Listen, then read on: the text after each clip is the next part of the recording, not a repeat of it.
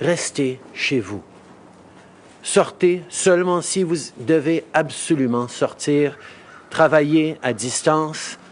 Laissez les enfants courir dans la maison. Our doctors and nurses need your help. Your neighbors need your help. Vulnerable people in the community need your help. As much as possible, stay home. Don't go out unless you absolutely have to. Work remotely if you can. Let the kids run around a bit in the house. Things will get better. As the situation with COVID-19 continues to grow, our government will keep taking action too. For example, one of the things we're doing to flatten the curve is that as of Wednesday, Parks Canada is suspending visitor services at all national parks and historic sites. What this means for our parks is that pretty much anything with a door will be closed. La situation concernant la COVID-19 évolue et la réponse de notre gouvernement évolue aussi. Par exemple, Parcs Canada suspend ses services aux visiteurs à tous les parcs nationaux et les sites patrimoniaux à compter de mercredi. C'est une autre façon de veiller à la santé de nos proches. Pour ce qui est des voyages, on a annoncé des nouvelles mesures hier. Affaires mondiales Canada a notamment mis sur pied un programme de prêt d'urgence jusqu'à 5 000 $. On va pouvoir aider les gens qui ont besoin d'argent rapidement pour rentrer chez eux ou pour subvenir à leurs besoins en attendant de rentrer au pays. On a pris cette décision après avoir annoncé qu'on fermait nos frontières aux gens qui ne sont pas citoyens ou résidents permanents canadiens. Cette mesure prévoit certaines exceptions, désigner notamment les membres d'équipage et les citoyens américains. Les Canadiens à l'étranger qui ont besoin d'aide de façon urgente peuvent toujours appeler le 1-613-996-8885 ou envoyer un courriel au sos@international.gc.ca. Pour ce qui est de l'économie, tout le gouvernement travaille ensemble pour maintenir la force de notre économie. On a annoncé une série de mesures de 10 milliards de dollars pour protéger les emplois et soutenir les entreprises. Et très bientôt, on va en avoir plus à dire là-dessus. Yesterday, we announced up to $5,000 as part of an emergency loan program through Global Affairs Canada. It will help people who need immediate financial assistance return home or cover their needs if they have to wait to get back. Canadians abroad in need of emergency assistance can always call 1-613-996-8885 or email sos@international.gc.ca.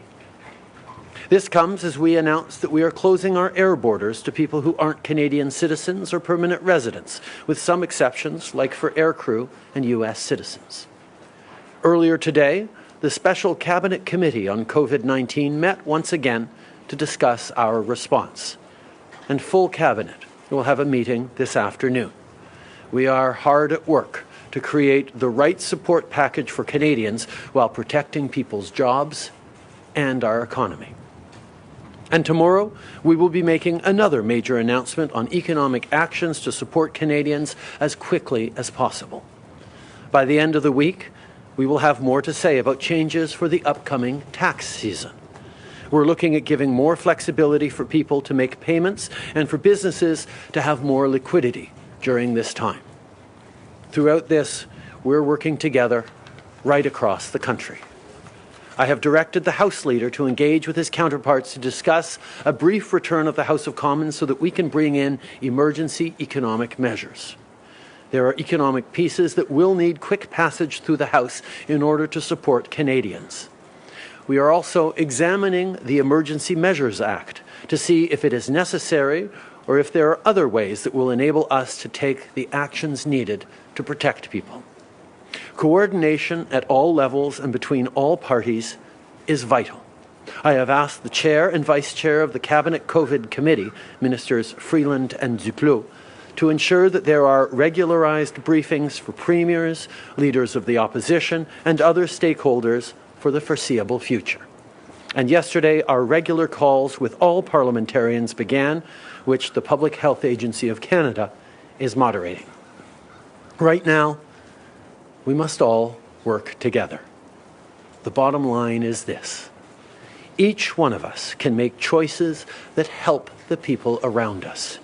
In fact, we can make choices that will save lives. If we act now, even if it seems like a big ask, things will be better tomorrow. Thanks to our outstanding public health professionals, we have the information we need to make informed choices. So if you can, send an email or pick up the phone instead of meeting in person. Order takeout instead of going out to dinner. And try to support your neighbors and friends if they're worried or need help. Canada, let's work together. I know we can do this. Merci beaucoup tout le monde. Sir, you mentioned just now that you're thinking of recalling Parliament for emergency measures. Before Parliament rose, they gave you a financial act that allows you to spend whatever you need to spend on this. What sort of measures might you need to take that you don't already have?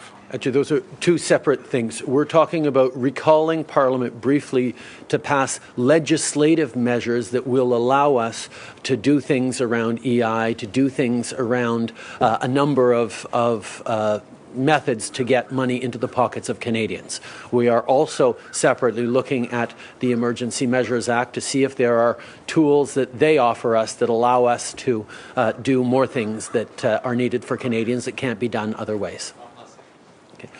Nous regardons la possibilité de ramener le Parlement pour passer des mesures législatives pour pouvoir livrer de l'aide directement aux citoyens.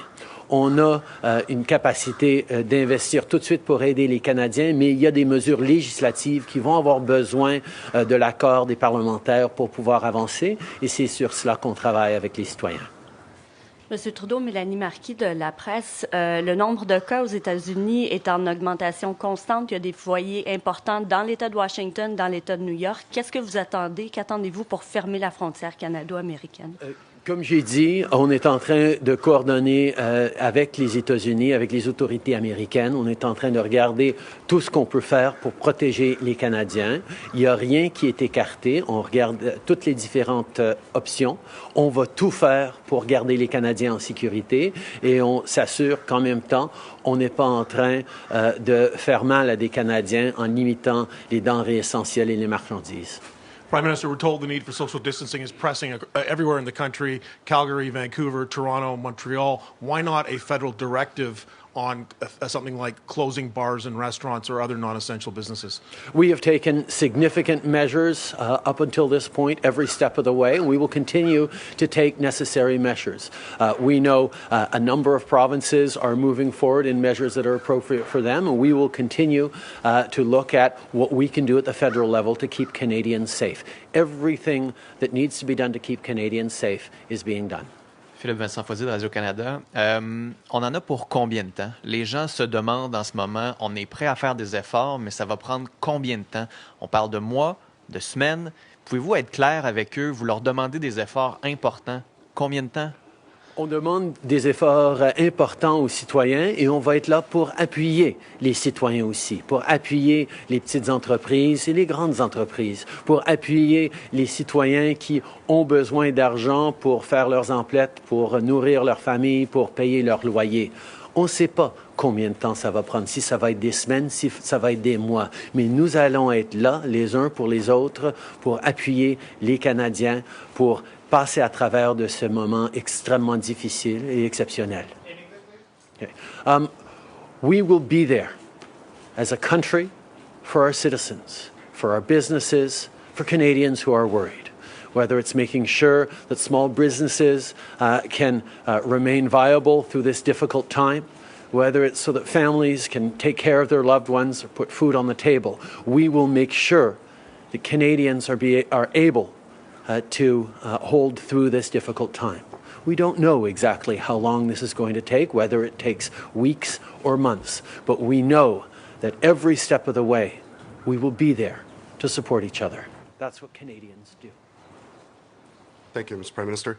Canada is responsible for the poor living conditions in Indigenous communities, which makes them more vulnerable to the spread of COVID-19. Why isn't more being done to prepare these communities for this pandemic? From the very beginning, we have been working closely with Indigenous services, with Indigenous leadership across the country to ensure that what is needed to be done will be done for Indigenous and remote communities. We know that there is a higher degree of vulnerability. There are already vulnerabilities because of difficult conditions in so many of those communities. That is why we are taking extra measures to ensure that Indigenous people across this country remain safe. Prime Minister, up until yesterday, it's already almost 2 months since the coronavirus initially occurred in China, and Wuhan city and Hubei province become the epicenter. So for 2 months, even though more than 62 countries has taken measures to restrict travelers from China, Canada doesn't believe in closing the border, like did not take any measures to stop travelers from the epicenter. Then yesterday, it's the announcement just close the border, not only to people from the epicenter, but also to almost everybody except U.S. citizens. So it looks like the policy is kind of from one extreme to another. Like what happened? What makes the government to move the policy from one extreme to another extreme? I think people have noticed that the situation has evolved incredibly rapidly around the world, and that does require different decision-making at different moments. We took responsible decisions to keep Canadians safe, including measures at the airports as issues started to happen in Wuhan and in China, and that was able to keep Canadians safe as we saw a very low incidence of cases and spread of the virus in Canada, even though we didn't do what other countries did and close the border, because we followed the recommendations of our public health officials, and we were able to control the spread of the virus from the very beginning. The situation has now changed, and the recommendations of our scientists and experts have changed, and we are continuing to do and will continue to do everything that is needed every step of the way to protect Canadians. Maura Forrest, Politico. Yesterday, President Trump told Americans to avoid gatherings of more than 10 people. Today, you're still saying 50 people.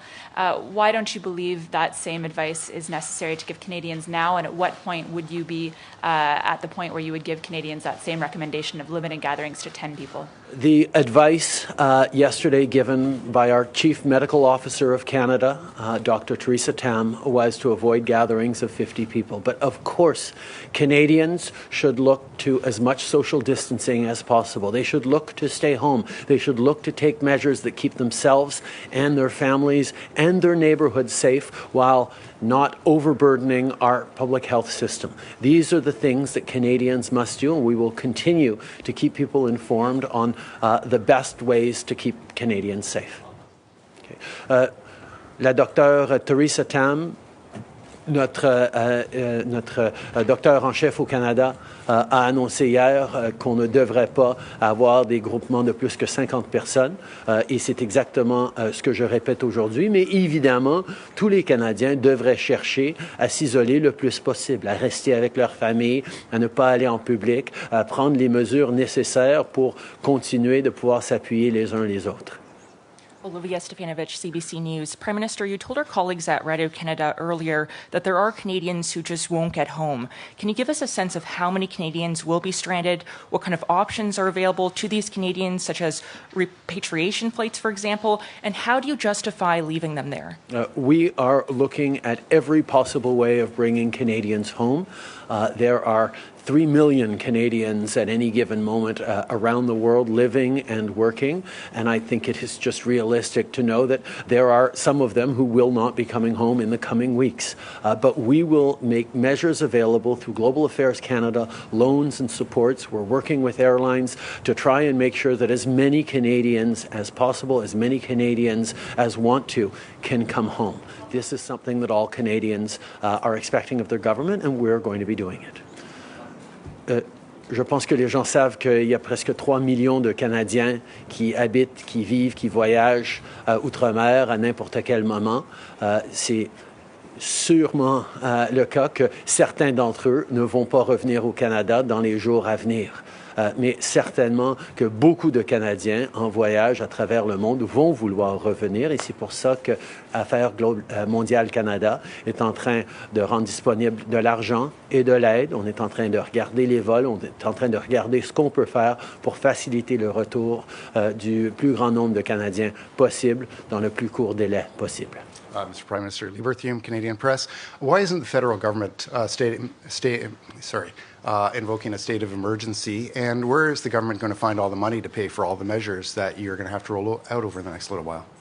State of emergency isn't necessarily something in itself. It is a way of enacting measures that otherwise would not be able to be enacted. So we are looking at the Emergency Act to look at what those measures are that it would make available and whether there are other ways without having to bring in a state of emergency that we could invoke them. We are examining that very carefully. And on the costs of the measures, Canada has taken responsible fiscal decisions over the past years that have allowed us to have a significant room to maneuver on investing in our economy. We are the G7 country with the lowest debt to GDP ratio, the lowest debt as a proportion, deficit as a debt as a proportion of the size of our economy, and that allows us to invest significantly in Canadians, in businesses, to make sure we're able to make it through this difficult time and make sure we continue to prosper and grow once we are through this moment. That is the result of the decisions we have taken responsibly as a government over the past years. We'll now go to a few questions on the phone. Just one question, no follow-up. Thank you. We will take questions from the telephone lines. On va entendre des questions du téléphone. If you have a question, please press star 1 on your telephone keypad. Si vous avez une question, appuyez sur étoile 1 maintenant. The first question is from Mary Walsh from the Globe and Mail. Please go ahead. À vous la parole. Hi, Prime Minister. Canadians are getting very different messages from the provinces and from you and from cities. They're varying from stay with gatherings under 10 people to 50 people. And I'm wondering if you are worried that Canadians are getting mixed messages. From all governments is very, very similar. Stay at home as much as you possibly can. Engage in social distancing. Look to care for your loved ones and don't go out unless you absolutely have to. The various recommendations will be suitable to various jurisdictions, but we are coordinating very closely across jurisdictions to ensure that Canadians get this message that it's time to stay home as much as possible. Thank you. Merci. The next question, la prochaine question est de HELEN Buzetti du Devoir. À vous la parole. Please go ahead. Oui, bonjour, M. le Premier ministre. J'aimerais revenir à la question de la frontière américaine. Vous avez dit que vous n'allez pas pris de décision tout de suite pour ne pas compromettre les chaînes d'approvisionnement. Mais c'est pas clair dans ma tête le lien qu'il y a entre tourisme et cargo. En quoi empêcher un individu de New York de venir à Toronto va nuire à l'approvisionnement d'oranges de Floride. Pourriez-vous clarifier ça? Ça nous donne l'impression que vous attendez le hockey de Donald Trump.